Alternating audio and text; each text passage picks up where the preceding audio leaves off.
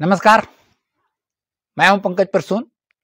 पुनः स्वागत करते हैं आपको अपने एक और नए वीडियो में, जहां हम बात करते हैं शब्द सह के बारे में। आज हम नाम ज्योतिष के स्थान पे शब्द सह के बारे में ही चर्चा करेंगे। कई मित्रों ने छोटे छोटे समस्याओं के लिए हमेशा हमें मैसेज करते रहते हैं।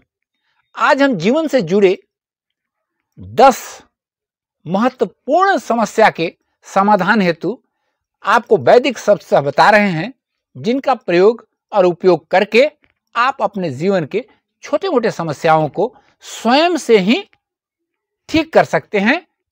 तो चलिए हम शुरू करते हैं आज 10 महत्वपूर्ण शब्द सह जो आपके जीवन में चमत्कारिक बदलाव ला सकते हैं, यदि आप इनका सही ढंग से बताए मुताबिक उपयोग अथवा प्रयोग करते हैं। तो देखिए, कई लोगों को यह मन में शंका होती है कि उनके घर में या उनके ऊपर या उनके परिवार के ऊपर कोई ब्लैक मैजिक का साया है, कोई काला जादू कर दिया है, या गांव की भाषा में कहे तो किसी की बुरी नजर लग गई है।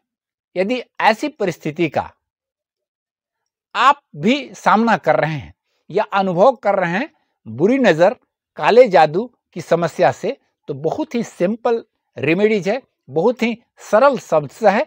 आप यह प्रयोग करें। आपको करना क्या है? धूप जो पूजा में जलाते हैं, एक धूपदानी में रख लें। निर्देश है कि इसकी शुरुआत, इस कार्य की शुरुआत गुरुवार से करें, गुरुवार से करें और इसे लगातार करें। समय की कमी है, वह कम से कम प्रत्येक गुरुवार को करें। तो एक जो धूपदानी लेकर धूपदानी में धूप रख लें और उसे प्रज्वलित करें। यही ध्यान रखना है, यह प्रज्वलन जो हो, इसको जो प्रज्वलित करना है वह अपने रसोई घर से करना है, किचन रूम में इसको प्रज्वलित करना है। उस दिन किचन को साफ सुथरा कर लीजिए और इस धूप का प्रज्वलन किचन में कीजिए।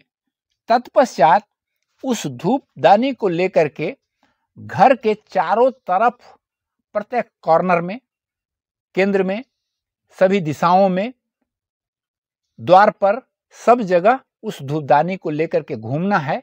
और घूमते वक्त जो शब्द सह का उपयोग करना है उसे नोट कर ले। वह है सु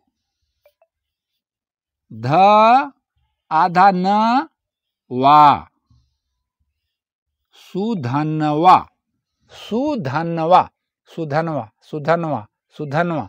इस शब्द सह का प्रयोग करते हुए उस धूप को लेकर के चारों घर में घूम जाएं और अंत में इसे अपने पूजा स्थल पर रख दे। आपके घर में यदि नकारात्मकता होगी, यदि किसी तरह का ब्लैक मैजिक या बुरी नजर का दोष होगा, तो यह शब्द सह उससे काट देगा। महत्वपूर्ण शब्द सह सुधनवा। अब दूसरा महत्वपूर्ण शब्द सह, कभी कभी हम जीवन के बीचों बीच में फंस जाते हैं। हमारे जीवन में ऐसी परिस्थितियां आ जाती हैं कि हम न इधर के हैं न उधर के, न हम इनके साथ हैं न हम इनके साथ हैं। कभी कभी परिवार में भी ऐसी स्थिति बन जाती है कि हम अपने जीवन के किसी बीचों बीच परिस्थिति में फंस जा सकते हैं।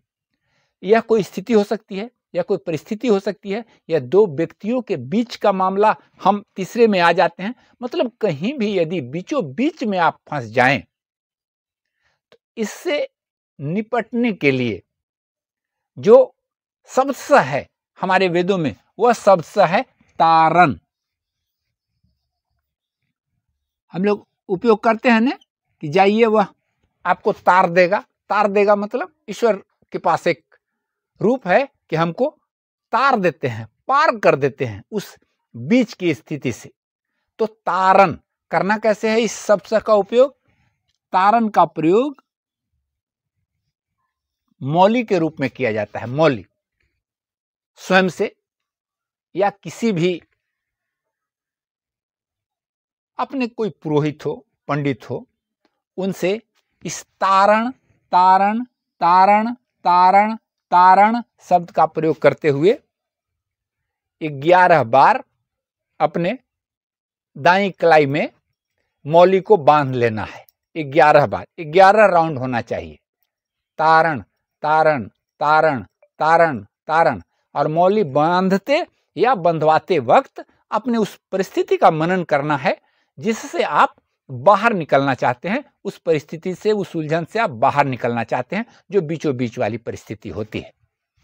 तीसरा शब्द, यह भी बहुत महत्वपूर्ण है। देखिए कि बहुत लोगों के साथ एक समस्या होती है कि काम सब वो करते हैं, अच्छे काम भी करते हैं, लेकिन एक प्रवृत्ति या कोई एक नकारात्मक ऊर्जा उनको बाध्य कर देता है कि सही काम को भी वह सही समय पर नहीं कर पाते हैं। यानी कि हमेशा सही काम भी वे गलत समय पर करेंगे। तो इस समस्या से निपटने के लिए जो शब्दशः हमारे वेदों में दिए गए हैं वह है समयज्ञ। समयज्ञ, समयज्ञ। इसका प्रयोग मौली रूप में, मौली रूप में बांध लीजिए। इस सम्यज्ञ को लिखिए, इसे लिखा भी जाता है। सम्यज्ञ को लिख करके आप उसका उच्चारण कीजिए, अपने पैकेट में रखिए, पर्स में रखिए और इसका उच्चारण कीजिए। तो इसको दोनों रूपों से करना पड़ता है। एक तो है उच्चारण करना और साथ साथ वही सेम सिस्टम 11 बार मौली बंधवाना। समयज्ञ शब्द को याद रखिए। समयज्ञ, यज्ञ जो यज्ञ होता है, सम मतलब बराबर, सही, वो समयज्ञ वर्ड है। सब समयज्ञ, यह आपको जीवन में सही समय पर सही काम करने की ऊर्जा को बहाल करेगा। अब अगला महत्वपूर्ण जो शब्द है वह है अव्यंग। अव्यंग, अंग, यहां ग, अव्यंग, अव्यंग, अव्यंग, अव्यंग। इसका उच्चारण केवल करना है। यह उच्चारण हेतु है, उच्चारण। अब इसका कुछ भी नहीं है।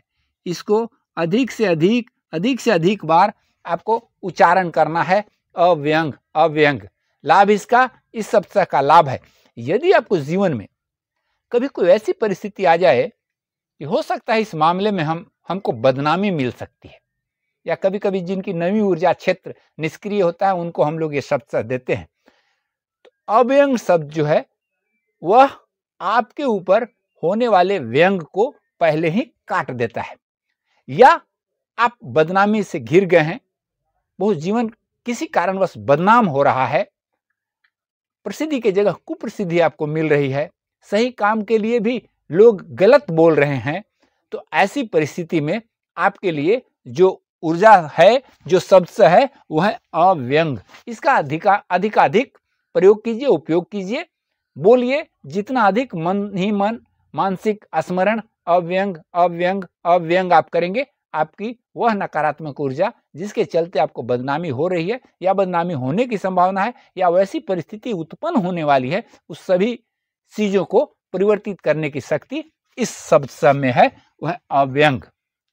अब अगला शब्द है कृताकृत। कृताकृत, कृताकृत, कृताकृत। उच्चारण इसका भी है, उच्चारण।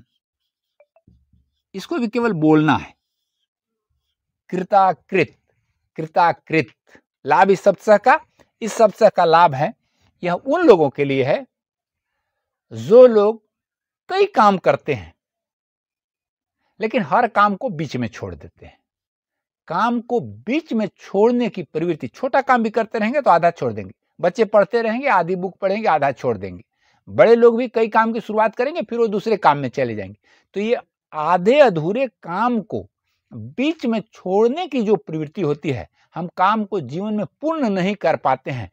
इस मनोवृत्ति से बाहर निकलने के लिए हमको अधिकाधिक कृताकृत का प्रयोग करना चाहिए। कृताकृत शब्द का उच्चारण अधिक से अधिक मात्रा में करनी चाहिए। कृताकृत।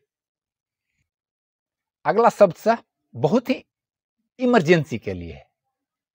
इसे बार बार उपयोग नहीं करें, यह जीवन में आपके लिए बार बार उपयोग करने योग्य नहीं है। फिर भी यह एक बहुत ही इफेक्टिव और इमरजेंसी शब्द सह है। आप इसका उपयोग इमरजेंसी में कर सकते हैं। वह शब्द सह है निमिष। निमिष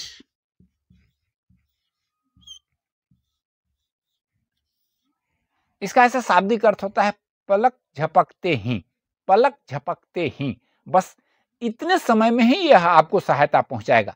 ईश्वरीय सहायता इमरजेंसी में, आप सही दिशा में हैं, इमरजेंसी में ईश्वरीय सहायता या किसी तरह का प्राकृतिक सहायता यदि आपको प्राप्त करनी है और लगे कि अब हम हार गए हैं, आप खुद हार गए, आपका पुरुषार्थ हार गया, आप एकदम से अब कुछ नहीं कर पाएंगे, वैसा स्थिति में इस निमिष का प्रयोग करना शुरू कीजिए। निमिष निमिष निमिष निमिष निमिष, इसका प्रयोग कीजिए। यदि तत्काल राहत के लिए है तो उच्चारण से काम चल जाएगा, तत्काल राहत के लिए उच्चारण से काम चलेगा। लेकिन अगर लंबे जीवन की ऐसी परिस्थिति में फंस गए हैं जब आप एकदम से ये हैं और आपको तत्काल किसी राहत की आवश्यकता है, कोई ऐसा इमरजेंसी आ गया, जैसे उदाहरण के लिए जीवन में ये, इसका हम खुद भी उपयोग किए हैं कई जगह। कभी कभी घर में मृत्यु हो जाती है, काम बढ़ जाता है, कोई अचानक बीमार पड़ जाता है, आर्थिक समस्या है, कोई वैसा इमरजेंसी कि आपके पास समय नहीं है, टाइम बाउंड है, काम को करना है, होना अनिवार्य है, तो वैसी परिस्थिति में आप इसका उच्चारण भी करें और यह भी जो है वो मौलिक का कार्य करता है। मौलिक, यह भी मौलिक का कार्य करता है, ये निमिष भी मौलिक का कार्य करता है। तो मौलिक भी आप इसका बंधवा सकते हैं, इस निमिष का। तो ये इमरजेंसी शब्द है। कई बार हमारे परिवार में हमारे बच्चे या कोई भाई बंधु या खुद स्वयं भी हम गलत रास्ता पकड़ लेते हैं, और हम जब खुद रहते हैं तो हमें तो कुछ समझ में नहीं आता है, लेकिन हमारे परिवार को, हमारे लोगों को ऐसा समझ में आता है। यदि आपके भी लोग कोई ऐसे हैं जो आपको लगता है कि गलत राह पर हैं, तो आप उनके निमित्ती, कोई बच्चे हैं, भाई बंधु हैं, आप उनके निमित्ती भी इस शब्द का प्रयोग कर सकते हैं उनको सही रास्ते पर लाने के लिए। या खुद भी अगर आप जागरूक हो गए कि नहीं हम गलत रास्ते पर हैं, अब हमको डाइवर्ट करके सही रास्ते पर जाना है, यदि आपकी ऐसी मानसिकता बन गई, हो गई, आपने निर्णय ले लिया, तो वैसी परिस्थिति में शिष्टकृत शिष्टकृत शिष्टकृत शिष्टकृत इस शब्द का प्रयोग करना है, उपयोग करना है। यदि अगला व्यक्ति तैयार हो जाए या उसे आभास हो जाएगी कि हमें अब सही रास्ते पर चलना है, तो उन्हें मौली भी दिया जा सकता है, उन्हें मौली भी बांधी जा सकती है, और उच्चारण या तो कोई परिवार या खुद दोनों भी इसका उच्चारण कर सकते हैं। उस गलत रास्ते से बदल करके सही रास्ते पर चलने की ऊर्जा यह जनरेट करती है। अगला शब्द है वह है अचिंत्य। अचिंत्य अचिंत्य अचिंत्य, यह शब्द जीवन में चिंता से मुक्ति देता है।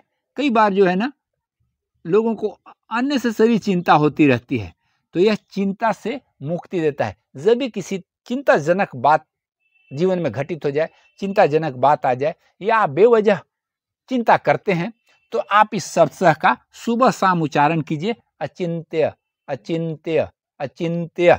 आप देखेंगे आपका चिंता का धुंध जो है वो हट गया, और उसकी जगह पे सकारात्मक बातें आपके जहन में, आपके दिमाग में आना शुरू हो जाएंगी। या हो सकता है वह चिंता, यह शब्द उस चिंता से बाहर निकलने का आपको रास्ता भी बता दे, दिखा दे। तो अचिंत्य यह शब्द है, वो व्यक्ति को चिंता से मुक्ति दिलाता है। कुछ लोगों को बहुत अधिक क्रोध आता है। यदि हमें ऐसा लगता है कि हम क्रोध में कभी कभी गलत निर्णय ले लेते हैं, या बेवजह हमें अधिकाधिक क्रोध आता है, तो ऐसी परिस्थिति में हमें जितमन्यु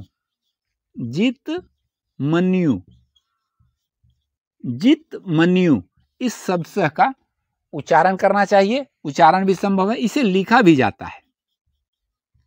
उच्चारण ज्यादा है तो लिखना, और चाहे तो इसमें मौली का भी उपयोग किया जा सकता है। मौली, ये तीनों रूपों में इसका उपयोग किया जाता है। जित मन्यो का, क्रोध पर नियंत्रण के लिए। अंत भला तो सब भला। अभी जो मैं सबसे बताने जा रहा हूं, यह जिस प्रकार हमने बताया निमिष वह इमरजेंसी है, उसी तरीका से जब वास्तव में जीवन यह लगे कि अब सब चीज समाप्त हो गया है, अब कुछ भी मेरे जीवन में नहीं है, तो दुनिया का सब भुला जाइए, सब एस्ट्रोलॉजी भुला जाइए, सब गणना भुला जाइए, सब ग्रह भुला जाइए। एक और एकमात्र सबसे जो जीवन में आपके लिए नई किरण ला करके देगा, उसका नाम है पुनर्वसु। ये हमारे एक नक्षत्र भी होते हैं, लेकिन यह शब्द सा बहुत ही महत्वपूर्ण है, बहुत ही, इस शब्द में बहुत गुण है। पुनर्वसु, पुनर्वसु, पुनर्वसु, सब काम कर सकते हैं। यह बहुत मैजिकल वर्ड है। अभी तक जितने बताए हैं हमारे समझ से यह कई लोगों के जीवन को पुनः रास्ते पर लाने का कार्य किया है। यह है पुनर्वसु। इसे आप लिख सकते हैं अधिक से अधिक, बोल सकते हैं अधिक से अधिक, यानी कि उच्चारण कर सकते हैं, और साथ साथ मौली भी इसका बना सकते हैं। तीनों काम को कीजिए। यदि बहुत बुरी स्थिति है तो तीनों के तीनों सिस्टम को लागू कीजिए, ताकि अधिक से अधिक इस ऊर्जा को अपने जीवन में जागृत किया जा सके और इस पुनर्वसु की ऊर्जा से पुनः वास मिले आपको। जो एकदम से समाप्त हो गया है, सृष्टि की सारी ऊर्जा आपके लिए नकारात्मक हो गई है, आपको पुनः सकारात्मक वास मिले। वास मतलब ठहरना, रुकना, दिखना। तो ये पुनर्वास ये देता है, ये पुनर्वसु। यह शब्द बहुत ही महत्वपूर्ण है। इसे आप वह सिर्फ नक्षत्र वाला इसे नहीं मानेंगे, यह शब्द सह भी है और बहुत ही महत्वपूर्ण शब्द सह है। ऐसे भगवान विष्णु का नाम भी है। तो आप जब पुनर्वसु कहते हैं तो विष्णु का कृपा भी प्राप्त होती है। तो आप इन शब्द सह का आप अपने जीवन में जरूरत के अनुसार प्रयोग करें। इसे नोट करके रख लें। रखने के बाद जब जैसी जरूरत पड़े आप उनका प्रयोग करें। जो चीजें हमने बताया है, जिस समस्या के लिए, जिस समाधान के लिए आप जब ऐसा पाएं तो इसका उपयोग करें। आपको इसके लाभ जीवन में देखने को और महसूस करने को मिलेंगे। हम उम्मीद करते हैं कि यह वीडियो आपको रुचिकर लगा होगा। यदि ऐसा लगा है तो आप इसे लाइक करें, हमारे इस चैनल को सब्सक्राइब करके रखें, ताकि आपको इसी तरह का नया नया वीडियो, नई नई जानकारी आपको प्राप्त होती रहे। धन्यवाद। आपका दिन शुभ हो, जीवन मंगलमय हो।